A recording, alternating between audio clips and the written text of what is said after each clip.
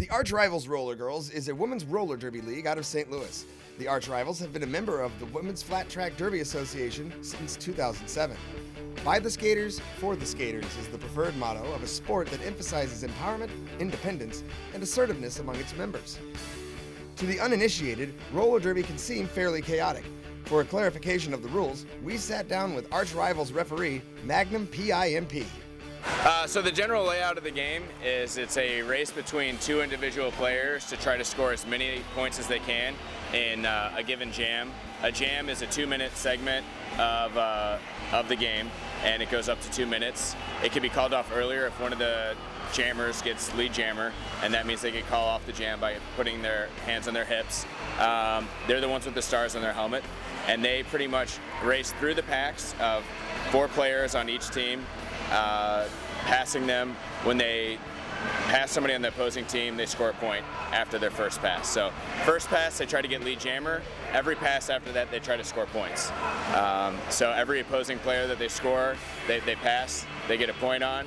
So theoretically, the point of the game is to get through first, get lead jammer, come around, pass all 4 blockers, and then get your 4 points, and then call off the jam before the other jammer gets a chance to score any points. Bouts are 60 minutes, 2 30-minute halves, and then you can fit in as many jams as you want, or as possible in that amount of time. And the jams themselves last up to 2 minutes. They could last as short as 15 to 30 seconds, depending on if they get lead jammer right away and call it. With names like Magnum PIMP, Boba Ref, and Mayor Francis Slayer, there is no shortage of interesting personalities at these events. We sat down with the co-captain of the Stunt Devils, Danica Doom, to see how she came by her name and how she got into roller derby.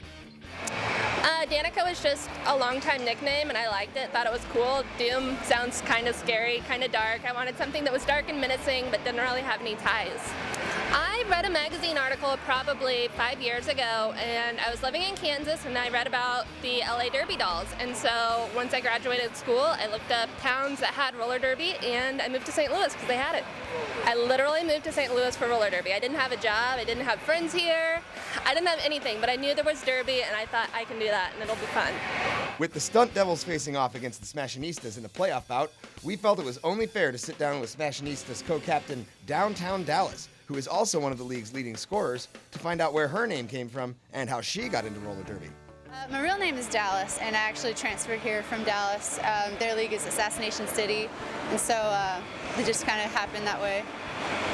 Actually, one of my best friends went to a bout, and she said, "Dallas, you would love this. You need to come check it out." And so I did, and fell in love with it, went to a practice and watched and signed up. Over the past 5 years, the Women's Flat Track Derby Association has more than doubled in size, growing from 30 leagues to over 60. Having personally witnessed one of their playoff bouts, it is not hard for me to see why their sport has blown up in the recent years. For more of an explanation, we asked Arch Rivals announcer The Grand Poobah for an interview. I started following the league in 2007, and I was just a fan before I became an announcer. And at the time, I was a disenfranchised sports fan because the Blues weren't playing any well. And I find watching football and baseball tedious and boring. So at the time, I was just looking for something different. And I think this captured it all. I mean, you got action, drama, excitement, beauty, personality. I mean, what more could a sports fan ask for? This has it all. What guy doesn't love sexy women in fishnets hitting each other? I mean, there's a little bit of everything that's involved in it. You take all those things, and it just equals, sport but entertainment. And at the end of the night, if people are going home happy and then telling their friends about it, you've got a happy customer out there, and you know that you've got a fan. With their next round of playoff bouts set for March 12th, anyone interested in seeing the Arch Rivals should visit their website, archrivalrollergirls.com. For SIUE Global Village, Virgil Sterneman.